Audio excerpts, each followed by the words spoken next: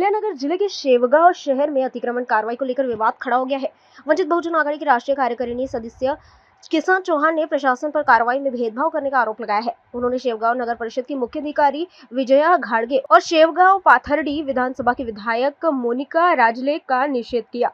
चौहान का आरोप है कि गरीबों के अतिक्रमण पर कार्रवाई की जा रही है, लेकिन धनाढ़ लोगों के अतिक्रमण पर कार्रवाई को टालने का प्रयास किया जा रहा है। उन्होंने मांग की है कि अतिक्रमण कार्रवाई के लिए सभी नागरिकों पर समान नियम लागू किया जाए। इस मामले में जल्द ही अहिल्यानगर के जिलाधिकारी पंकज आशिया से मुलाकात कर पूरी जानकारी दी जाएगी। इसके बाद भी कार्रवाई नहीं हुई तो पालक मंत्री राधाकृष्ण विखे पाटिल के निवास के सामने आंदोलन और जरूरत पड़ने पर मुंबई उच्च न्यायालय की संभाजीनगर खंडपीठ में याचिका दाखल करने की चेतावनी दी गई है। आपल्या शेवगाव शहरामधील नगर परिषदेच्या हद्दीमध्ये किंवा नगर परिषदेच्या जागेवरती जी वर्षानुवर्षापासूनची अतिक्रमण होती, ती अतिक्रमण काढण्याची मोहीम नगर परिषदेने गेल्या मार्च महिन्यापासून सुरू केलेली आहे। तर म्हणजे अतिक्रमण अत्यंत जोरकसपणे मार्च एप्रिल महिन्यामध्ये सुरू झाले। सुरुवातीला रस्त्यावरची अतिक्रमण जी होती, गोरगरिबांची छोट्या छोट्या टपऱ्या होत्या, छोटे व्यावसायिक होते, यांची सगळे अतिक्रमण मुख्याधिकारी नगर परिषद शेवगाव यांनी आपल्या ताफ्यासह पोलीस बंदोबस्तामध्ये अत्यंत हिटलरशाहीने ती काढण्यात आली। त्याच्यानंतर जून महिन्यामध्ये शेवगाव शहरामधील जैन गल्ली, शिवाजी पुतळा ते सोनारपेठ, त्याचप्रमाणे मोची गल्ली या भागामधली जे काही व्यावसायिकांची अतिक्रमण आहे, या व्यावसायिकांच्या अतिक्रमणांना देखील ती अतिक्रमण काढावी।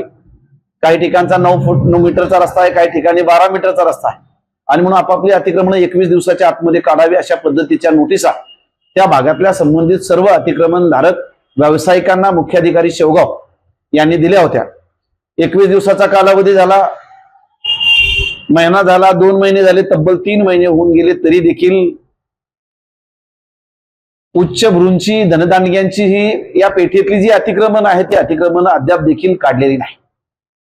म्हणजे जो उत्साह मुख्याधिकाऱ्यांना गोरगरिबांची अतिक्रमण काढण्यामध्ये दिसत होता, उन्हामध्ये थांबून, जेसीबी जवळ ठेवून, पोलीस बंदोबस्त घेऊन, कर्मचारी बंदोबस्त घेऊन ज्या पद्धतीनं छोट्या छोट्या टपरी चालकांची अतिक्रमण काढली, तर म्हणजे ते टपरी चालक विनंत्या करत होते, याचना करत होते, आम्हाला अवधी द्या, आम्हाला वेळ द्या, परंतु त्यांच्या याचना धुडकावून लावल्या आणि ती अतिक्रमण नेस्तनाबूत केली, त्या लोकांना रस्त्यावरती आणलं।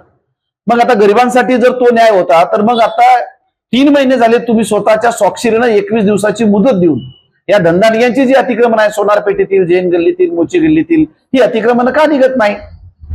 काल 2 दिवसापूर्वी या भागाच्या ज्या आमदार आहेत मोनिकाताई राजळे यांनी सर्व व्यावसायिकांची आणि मुख्याधिकारी आणि काही नगरसेवकांची बैठक घेतली। त्या बैठकीमध्ये त्यांनी काही नगरसेवकांनी आणि या भागाच्या ज्या लोकप्रतिनिधी आहेत भाजपच्या, त्यांनी मुख्याधिकाऱ्यांना सूचना केल्या की अतिक्रमण काढायची नाही। खरं म्हणजे ज्यावेळेस गरिबांची अतिक्रमण काढली जात होती, टपऱ्या काढल्या जात होत्या गोरगरिबांच्या, तेव्हा हे सगळेच आमदारांकडे गेले होते। तेव्हा आमदारांनी त्यांना सांगितलं होतं की हा कोर्टाचा निर्णय आहे, कोर्टाने आदेश दिलेले आहेत, त्याच्यामध्ये मी हस्तक्षेप करू शकत नाही। अजूनही कोर्टाचेच आदेश आहेत। मग त्यावेळेस गरिबांना जे छोटे छोटे टपरी चालक होते त्यांना आपल्या दारातून धुडकावून लावलं, आणि आज मात्र त्याच या धनदांडग्यांसाठी बैठका घेतात, धावून आल्यात। मला असं वाटतं की हे गरिबांवरचं निवडणुकीच्या काळातलं हे पुतना मावशीचं प्रेम या आमदार मॅडमचं आहे, आणि म्हणून त्यांचा आम्ही जाहीर धिक्कार करतो की गरिबांच्या बाजूने उभं राहायचं नाही, गरीब उद्ध्वस्त होताना त्यांच्याशी बोलायचं नाही, एक फोनही मुख्याधिकाऱ्यांना करायचा नाही, आणि जेव्हा धनदांडग्यांची अतिक्रमण काढायला जातात तेव्हा मात्र त्यांच्या सोबत व्यापाऱ्याच्या घरी मुख्याधिकाऱ्यांना बोलवायचं, बैठक घ्यायची, त्यांना सूचना द्यायच्या। मला असं वाटतं की हे अत्यंत निंदनीय आहे, निषेधार्थ आहे। कायदा सगळ्यांच्या समोर समान आहे।